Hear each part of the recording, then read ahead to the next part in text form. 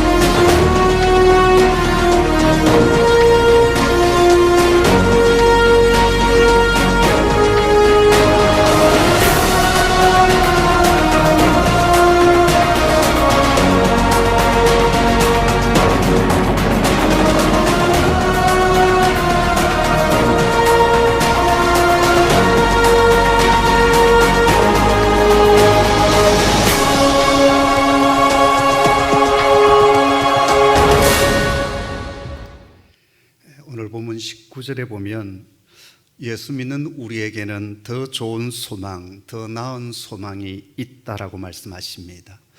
더 좋은 소망이 무엇일까요? 조금 전 우리가 보았던 영상은 사마리아 사람들이 유월절에 드리는 희생 제사입니다. 예루살렘 성전에서 한 북쪽으로 70km 정도 올라가면 그리심산이 있습니다. 그 맞은편에는 에발산이 있고, 이 그리심산과 에발산 사이에 세겜이라고 하는 우리가 잘 알고 있는 성읍이 있습니다.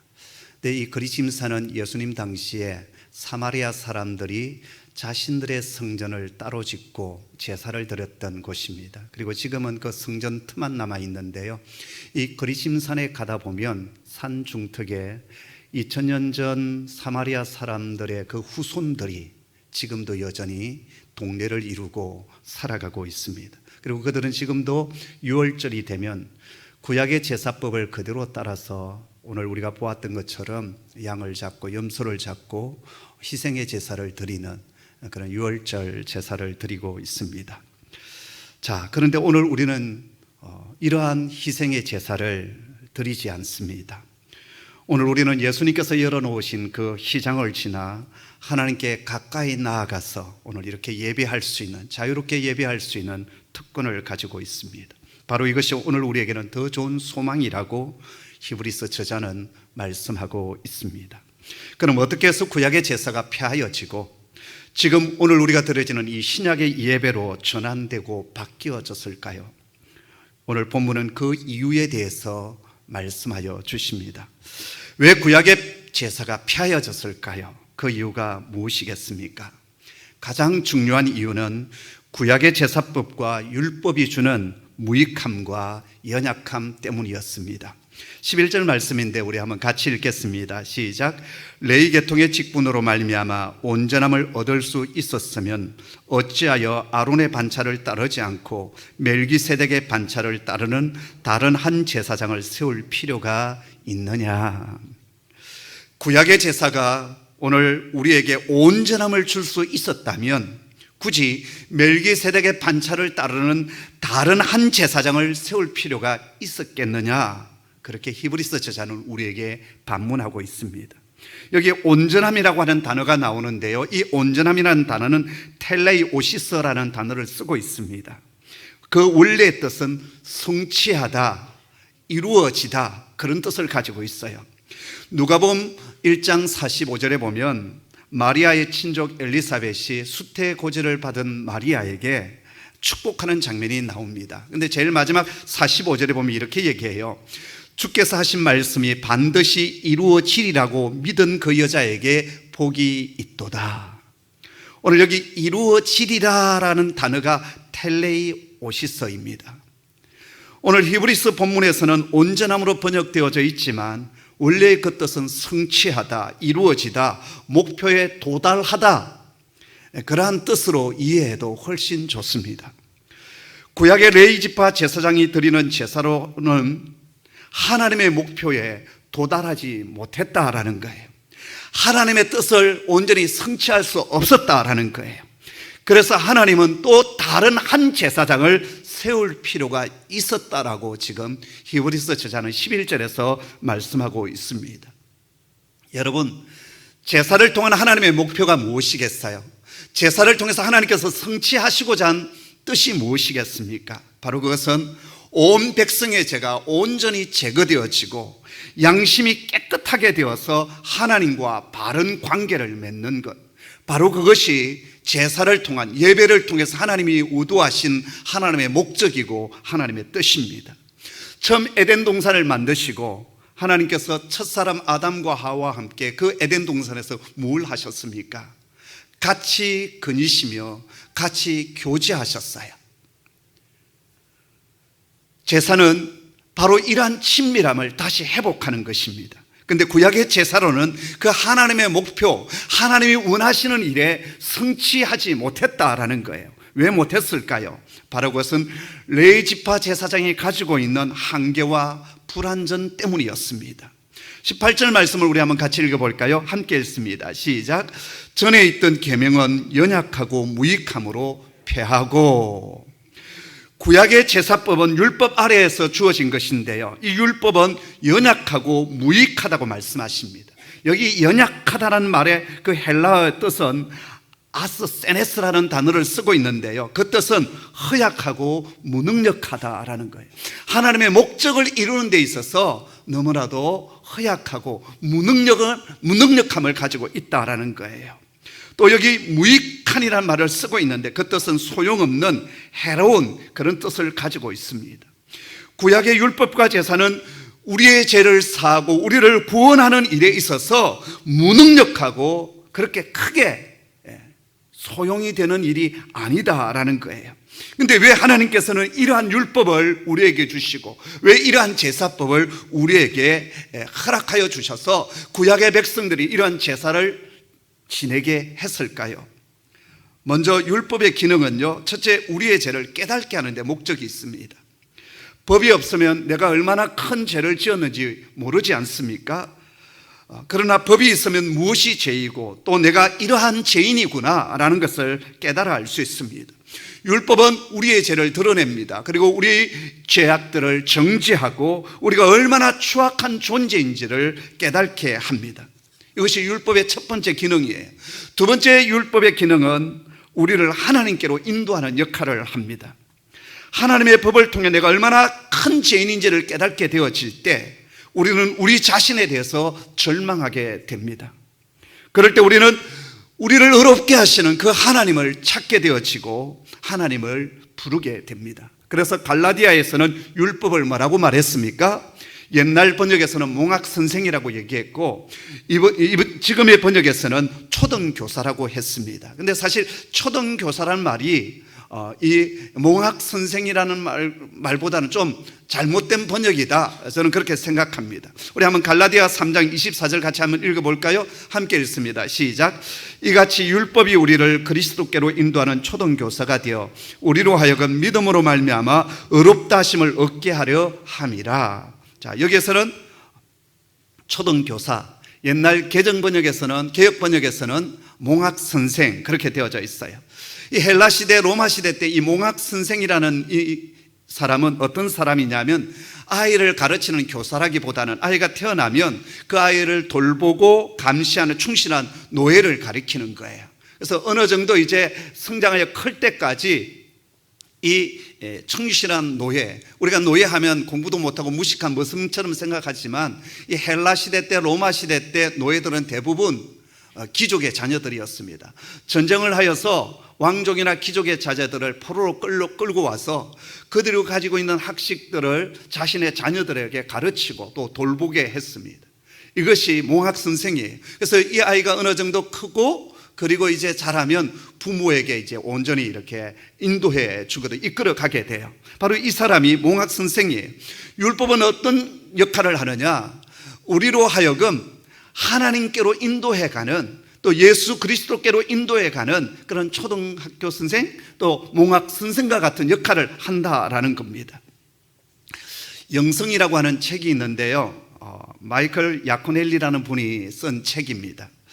이 책에 보면 율법과 관련해서 한 얘기가 등장을 해요. 마가렛이라고 하는 한 소녀 얘기인데 9살 난 이 마가렛 소녀가요, 학교를 갔는데 늘 지각을 하는 거예요. 늦잠을 자고 또 게을러서 이렇게 늘 지각을 하는 겁니다. 근데 안타깝게도 담임 선생님 성함이 이제 이 가너 선생님인데 이분이 상당히 엄격한 분이셔요. 교회를 다니시고 예수를 믿는 분인데 늘 깔끔하고 허트러지지 않는, 어떻게 보면은 율법에 정말 최적화되어져 있는 그런 엄격한 선생님이었습니다. 그래서 늘 지각하고 불성실한 이 마가렛을 늘 못마땅하게 여겼어요. 어느 날 역시 이 마가렛이 지각을 했습니다. 이때 이제 선생님께서 이 아이의 버릇을 좀 고쳐주자, 충격요법을 쓰자라고 했습니다. 그래서 이 마가렛을 자리에 들여보내지 아니하고 칠판 앞에 서게 했습니다. 그리고 아이들에게 얘기를 했어요. 얘들아, 마가렛이 늘 지각을 하는데 마가렛이 얼마나 잘못한 것이 많은지 너희들이 하나하나 좀 얘기를 해라. 그래서 앞으로 나와서 아이들마다 이 마가렛의 잘못에 대해서 하나씩 적어가게 했습니다. 이런 충격적인 율법을 통해서라도 이 마가렛의 불성실함이 좀 이렇게 좋아졌으면 좋겠다, 그러한 뜻에서 이 선생님은 그렇게 했어요. 그래서 아이들이 앞으로 나와서 이제 마가렛의 잘못에 대해서 하나씩 적기 시작했어요. 마가렛은 미련해요, 마가렛은 뚱뚱해요, 마가렛은 이기적이에요, 불성실해요, 늘 지각해요, 공부도 못해요. 무려 25가지 제목이 칠판에 빽빽하게 쓰여졌습니다. 그것을 바라보는 마가렛의 마음이 어떠했겠습니까? 말할 수 없는 수치감이 그를 짓누르기 시작했습니다. 그날 그 사건은 그의 영혼에 새겨져서 도저히 지울 수 없는 아픔이 되었고 상처가 되었습니다. 그날 집으로 돌아온 마가렛은 침대에 엎드려 펑펑 울었습니다. 그럼에도 불구하고 그 고통은 씻겨지지 않았습니다. 무려 40년 동안 그는 이 고통에서 헤어나기 위하여 정신과 치료를 받으면서 몸부림을 쳤습니다. 그러다가 50이 다 되었어야 은혜로우신 주, 우리 주 예수 그리스도를 인격적으로 만나면서 그 죄책감과 수치감에서 벗어날 수 있었다라고 합니다. 율법은 무엇과 같으냐? 우리 허물과 잘못을 철저하게 고발하는 것, 그것이 율법입니다. 율법 자체가 우리를 의롭게 하고 우리를 깨끗게 할 수는 없습니다. 이 율법만이 우리에게 주어진다면 우리는 마가렛처럼 평생 정죄와 수치감 속에 살아가게 될 것입니다. 그러나 이 율법을 통해서 우리는 우리를 자유케 하시는 예수 그리스도를 만날 수가 있습니다. 그리고 예수 그리스도를 만나게 되어진다면 이 율법은 오늘 우리에게 몽학 선생이 되는, 예수 그리스도께로 인도해가는 좋은 몽학 선생의 역할을 할 수가 있습니다. 구약의 제사장도 마찬가지입니다. 범죄한 한 인간이 거룩하신 주 앞에 나아가기 위해서는 반드시 구약에서는 제사장의 중보적인 역할이 필요했습니다. 하지만 아론 제사장이 인도하는 그 속죄는 그 백성을 하나님의 임재가 있는 휘장 안으로 들어갈 수 없게 했습니다. 반면에 모든 예배자들은 휘장 바깥에서 기다려야만 했습니다. 하늘 성소에 들어가 하나님을 아빠 아버지라 부르며 친밀한 교제를 나누도록 이끌어가야 되는데 구약의 제사장은 그 역할을 할 수가 없었습니다. 그래서 구약의 제사장은 연약하고 무익하다라는 것입니다. 뿐만 아닙니다. 구약의 제사장은 육신의 한계를 가지고 있는 자입니다. 16절 앞부분을 보면 예수님은 육신에 속한 한 계명의 법을 따르지 아니했다라고 했어요. 여기 육신이 사륵스라고 하는데 우리 보통 육체라고 했을 때 이 사륵스라는 단어를 쓰고 있어요. 예수님은 이 육체에 속한 자가 아니다라고 말씀하십니다. 그 말은 이 육체에 속했다라는 말은 죽을 수밖에 없는 존재, 그런 뜻으로 성경에서 사용되고 있습니다. 구약의 레위 지파 제사장은 죽을 수밖에 없는 육체 한계를 가지고 있는 존재예요. 그렇기 때문에 그 제사장직을 계속 보존하기 위해서 한 일이 무엇입니까? 자기 자녀들에게, 자신의 후손에게 그 제사장직을 계승해주는, 세습해주는 일이었습니다. 자, 그러나 우리 주님은 어떤 분이십니까? 영원히 존재하시는 분이십니다. 그래서 우리 주님은 더 좋은 소망이 된다라고 지금 히브리서 저자는 말씀하고 있습니다. 제사도 마찬가지입니다. 레위 제사장이 드리는 동물의 피는 우리 인간의 죄를 깨끗게 할 수 있는 능력이 없습니다. 아까 영상에서 사마리아 사람들이 양을 죽인 후에 속죄의 기쁨을 나누며 박수를 치며 춤을 췄지만 짐승의 피로는 우리의 죄를 깨끗게 할 수가 없습니다. 우리의 죄를 사하기 위해서는 죄 없는 누군가가 대신하여 속죄의 제물이 되어지고 희생의 제물이 되어서 죽어야만 합니다. 이 부분에 대해서는 이제 9장, 8장, 9장, 10장에서 자세히 다루게 될 것입니다. 죄 없으신 분이 우리 인간을 위하여 대신 죽어야 되는데 그분이 누구십니까? 바로 우리 주 예수 그리스도시다라고 히브리서 저자는 우리에게 말씀하여 주십니다. 그래서 예수님은 우리에게 더 좋은 소망이 된다라는 것입니다. 자, 그런데요, 여기서 궁금한 게 하나 있습니다. 왜 하나님은 그리스도를 보내시기 전에 양과 염소를 잡아 희생 제사를 드리게 했느냐라는 것입니다. 우리를 구원하고 우리의 죄를 대속하기에 무익하고 아무런 능력이 없는 그러한 제사를 왜 구약의 백성들에게 드리게 했느냐라는 거예요. 그것은 율법도 마찬가지지만 구약의 제사법은 하나의 그림자요 모형이요 모델하우스입니다. 그림자는 어떻게 생깁니까? 실체가 있을 때 그림자가 생기는 겁니다. 그 실체는 이제 이 땅에 오신 예수 그리스도, 구약의 입장에서 본다면 먼 미래에 오실 그분을 지금 비춰주는 그림자다라는 거예요. 제가 이것을 오늘 우리의 표현으로 한다면 모델하우스다라고 했습니다.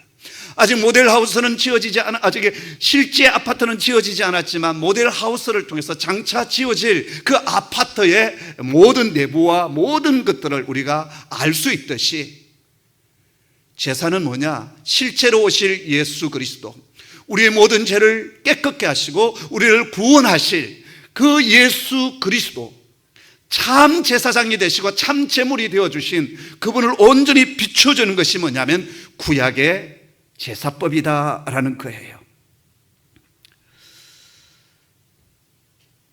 십자가의 죽음이 어떤 죽음인지, 또 어떤 의미가 담겨져 있는지 그것을 미리 보여주시고 알려주신 것이 구약의 제사입니다. 하지만 그 제사를 통해서 우리의 영혼의 죄를 깨끗게 하고 우리를 새롭게 하는 능력은 없습니다.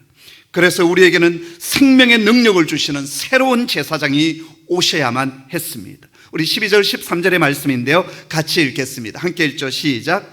제사 직분이 바뀌어졌은즉 율법도 반드시 바꾸어지리니 이것은 한 사람도 제단 일을 받들지 않는 다른 지파에 속한 자를 가리켜 말한 것이라. 아멘. 하나님의 역사 가운데 한 번도 제단 일을 맡아보지 않으셨던 유다 지파의 후손을 택하시고 그분을 멜기세덱의 반차를 따르는 영원한 제사장으로 세워 가십니다. 여기 12절에 바꾸어지리라는 말은 헬라어로 메타티테미라고 하는 단어를 쓰고 있는데요, 바꾸다, 제거하다, 뒤로 물러나다, 그런 뜻을 가지고 있습니다. 이제 멜기세덱의 반차를 따른 온전하고 더 좋은 제사장이 오셨기에 레위 계통의 제사장들, 그리고 레위 계통의 제사장이 드려졌던 그 제사는 뒤로 물러나고 제거될 수밖에 없다라는 거예요. 폐기될 수밖에 없다라는 것입니다. 자, 그렇다면 하나님께서 새롭게 세우신 제사장, 온전하신 제사장, 아버지의 뜻을 온전히 성취하여 주신, 만족해 하신 그 제사장이신 예수 그리스도는 어떤 분이시라고 오늘 본문은 말씀하고 있습니까? 첫 번째, 그분은 왕적인 제사장이십니다. 구약의 율법에 따르면 왕과 제사장직은 엄격하게 구분되어 있습니다. 사무엘 시대 때 사울 왕이 전쟁에 나가야 되는데 예배를 인도해 갈 사무엘이 나타나지 않는 겁니다. 그래서 어떻게 합니까? 자신이 직접 제사장이 되어서 제사를 드리다가 하나님의 마음에 벗어난 자가 되고 말았습니다. 그만큼 왕과 제사장직은 엄격하게 구분되어 있었어요. 그럼에도 불구하고 하나님은 예수 그리스도를 왕적인 제사장으로 세우시겠다라고 말씀하여 주십니다. 그리고 그렇게 하신 이유를 그리스도는 율법이 주어지기 전에 하나님께서 보내주신 그 멜기세덱의 반차를 따르는 분이시기 때문이라고 말씀하여 주십니다.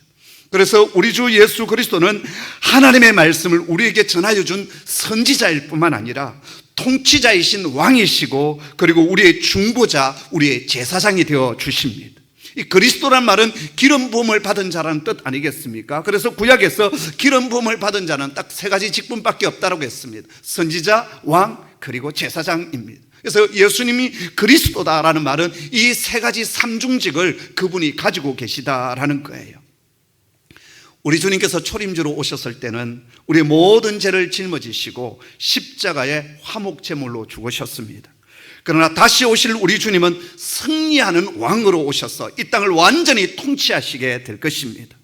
그리고 우리 모든 믿음의 사람들은 주님과 함께 그분의 나라에서 왕노릇하게 될 것이라고 주님은 분명히 약속하여 주셨습니다.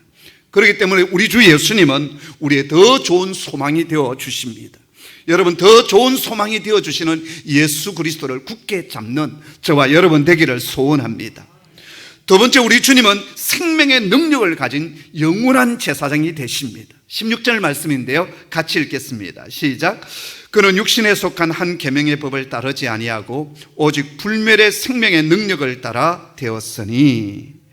여기 예수님을 표현하는 세 가지 중요한 단어가 있습니다. 첫째, 생명이라는 단어입니다. 우리 주님에게는 생명이 있다라는 것입니다. 주님은 이렇게 말씀하셨습니다. 나는 길이요 진리요 뭐다? 생명이다 라고 했어요. 헬라어로 조에라고 하는 단어를 쓰고 있는데요, 주님에게는 생명의 능력이 있습니다. 우리 아버지 하나님께서 천지를 창조하실 때 그 창조 사역에 삼위 하나님께서 동시에 그 창조 사역에 사역하셨어요. 말씀이신 그분이 천지 창조 사역에 함께 하셔서 이 세상이 어땠습니까? 혼돈과 공허와 흑암으로 가득 차 있다라고 했어요. 여기 혼돈이라는 단어는 토우라는 히브리어를 쓰고 있는데 무질서했어요. 카오스의 세상이었습니다. 공허하다, 보후라는 단어를 쓰고 있는데 텅 비어 있었다, 아무것도 채워지지 않았다라는 거예요. 흑암이 깊은 가운데 있었다, 캄캄했다라는 거예요. 비참했다라는 것입니다.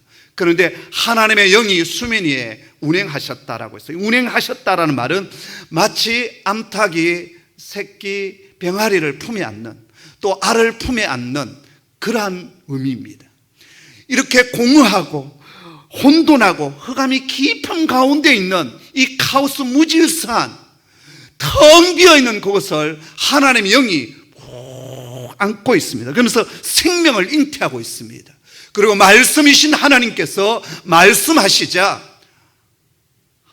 놀라운 창조의 역사가 하루하루 시작되고 6일째 되는 날 이 온 세상을 만드시고 6일째 되는 날 사람을 창조하시고 이 온 우주 만물을 통치하시고 다스리는 은혜를 허락하여 주셨습니다. 아무것도 없는, 생명도 없고 텅 비어있고 혼돈과 카오스의 세상에 하나님은 생명의 말씀을 주시고 생명을 잉태하시고 생명의 역사를 이루어 가셨습니다. 우리 주님에게 생명의 능력이 있습니다. 그래서 주님께서 오셔서 하셨던 사역이 무엇입니까? 사단은 이 세상을 파멸하고 무너뜨리고 갈라지고 상체기를 주고 정죄하는 일들을 하지만 생명의 주님은 오셔서 병든 자를 치유하여 주시고 죽은 자를 살리시고 모든 무질서한 것들을 질서로 바꾸어가는, 그리고 평화를 허락하여 주시는 생명의 사역을 하셨습니다. 오늘 예수 믿는 저와 여러분이 해야 될 일이 바로 그 일이에요. 이 세상은 서로 저주하고 그리고 막 깎아내리고 비판하는 세상이지만 하나님의 교회와 그리고 우리 모든 믿음의 사람들이 해야 될 일들은 이 땅에 생명의 역사를 일구어가는 그 일들을 해나가야 합니다. 두 번째, 예수님에게는 무엇이 있느냐? 능력, 디나미스가 있다라고 했어요. 디나미스라는 말은 다이나마이트라는 말이 이 디나미스에서 나온 것 아니겠어요? 사도행전 1장 8절에 오직 성령이 너희 가운데 임하시면 너희가 권능을 받고, 그 권능이 바로 디나미스입니다. 우리 예수님에게는 이러한 엄청난 능력이 있습니다. 첫 번째 표적이 가나의 혼인잔치에서 있지 않았습니까? 물이 변하여 포도주가 되어지는 놀라운 질적인 변화의 역사가 그 혼인잔치집에 일어났습니다. 그때 주님께서 말씀하여 주셨을 때 물이 변하여 포도주가 되는 놀라운 표적의 역사가 일어났습니다. 주님의 말씀이 능력입니다. 그리고 주님의 그 모든 사역이 능력 사역이에요. 4명의 친구들이 한 중풍병자를 주님께로 데리고 왔을 때 주님께서 하셨던 말씀이 무엇입니까? 내 죄사함을 받았느니라. 주님에게는 죄사함의 능력이 있습니다. 죄사함의 능력이 있다고 하는 것은 바로 그분이 하나님이시다라는 것입니다. 풍랑이는 바다 가운데서 오도 가도 못하는 그 제자들 가운데 주님 무리를 걸어오셔서 그 바람과 바다를 꾸짖으셨을 때 그 모든 바람과 바다가 잔잔해졌습니다. 주님에게는 온 만물을 명령하시고 잔잔케 하시는 그런 능력이 주어져 있습니다. 바로 그것은 창조주의 능력입니다.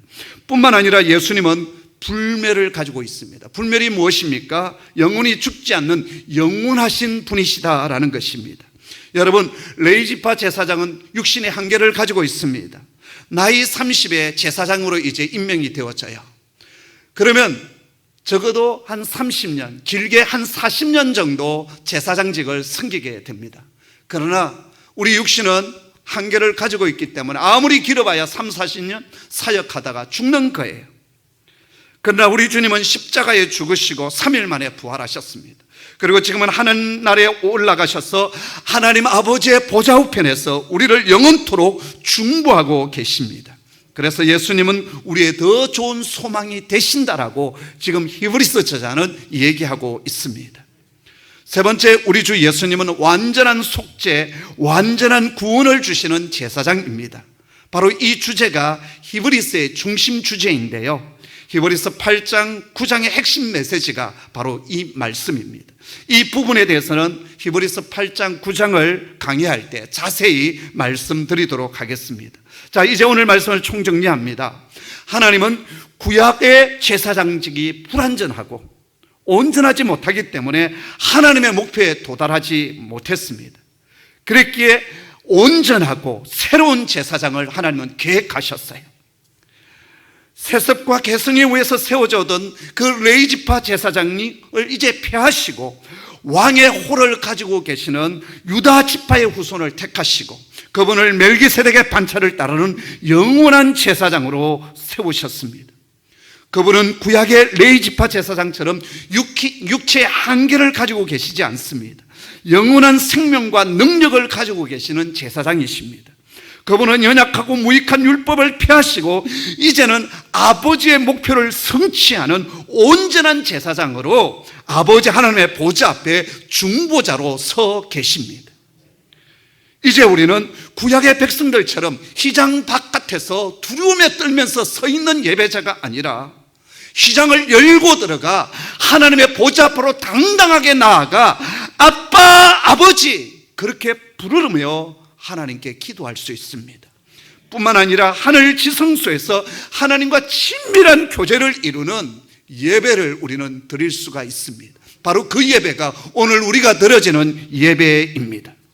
그래서 예수 그리스도는 우리의 더 좋은 소망이 되어 주십니다. 19절 말씀 같이 읽겠습니다. 함께 읽죠. 시작. 이에 더 좋은 소망이 생기니 이것으로 우리가 하나님께 가까이 가느니라. 아멘. 그렇습니다. 예수님 우리의 더 좋은 소망이십니다. 주님을 통해서 우리는 하나님께 가까이 나아갈 수가 있습니다. 한 인디언 추장이 있었는데요, 이제 자기가 죽을 때가 가까운 것을 알면서 세 아들을 불렀습니다.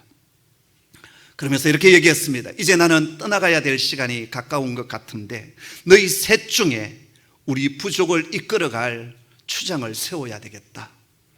내가 너희를 테스트하기를 원하는데 이제 우리가 살고 있는 이쪽에서 저 뒤쪽을 바라보면 큰 산이 있지 않느냐. 저 거룩한 산에 올라가서 그 산에서 가장 아름답다고 생각하는 것을 한 가지 가져오너라라고 했습니다. 그리고 가장 훌륭한 것을 가져온 자에게 내가 후계자를 삼을 것이고 우리 부족의 추장으로 세울 것이다 라고 했습니다. 며칠 후에 세 아들이 돌아왔습니다. 첫 아들은 산 정상에 핀 매우 희귀하고도 아름다운 꽃을 가지고 왔습니다. 둘째 아들은 비바람에 따라서 아주 매끄럽고도 신비로운 돌멩이 하나를 주워 왔습니다. 그런데 셋째 아들은 빈손으로 돌아왔습니다. 아버지가 아들에게 물었습니다. 너는 왜 빈손으로 돌아왔느냐? 그러자 이 아들이 말했습니다. 아버지, 저는 아무것도 가져오지 못했습니다. 그러나 저는 저 거룩한 산에 올라가서 사방을 둘러보았습니다. 저 너머에는 푸른 초장과 맑은 수정 같은 호수가 있었고 아름다운 땅이 펼쳐져 있었습니다.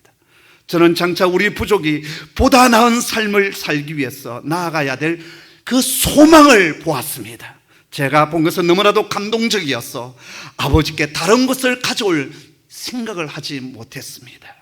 그러자 아버지 추장이 말했습니다. 아들아, 나는 너를 우리 부족의 추장으로 삼겠다. 왜냐하면 너는 가장 값진 것을 내게 가져왔다.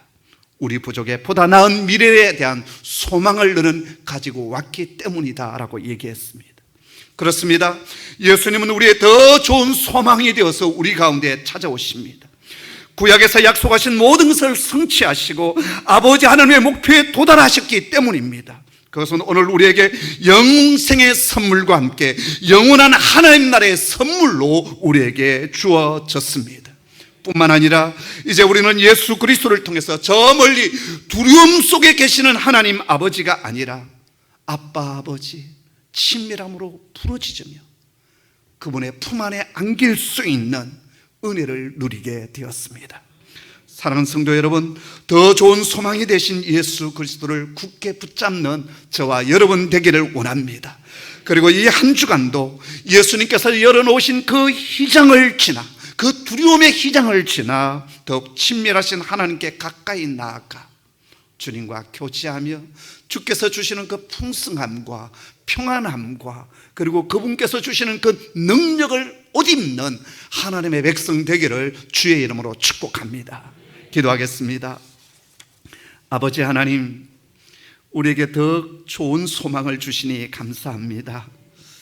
우리 속에 있는 허물과 죄악 때문에 사단은 우리를 정죄하고 늘 두려움 속에 있었는데 더 좋은 소망이 되신 우리 주님께서 휘장을 찢으시고 우리로 하여금 영원토록 제사장 되시고 중보자 되셔서 아버지 하나님께로 나아갈 수 있는 길을 열어주시니 감사합니다.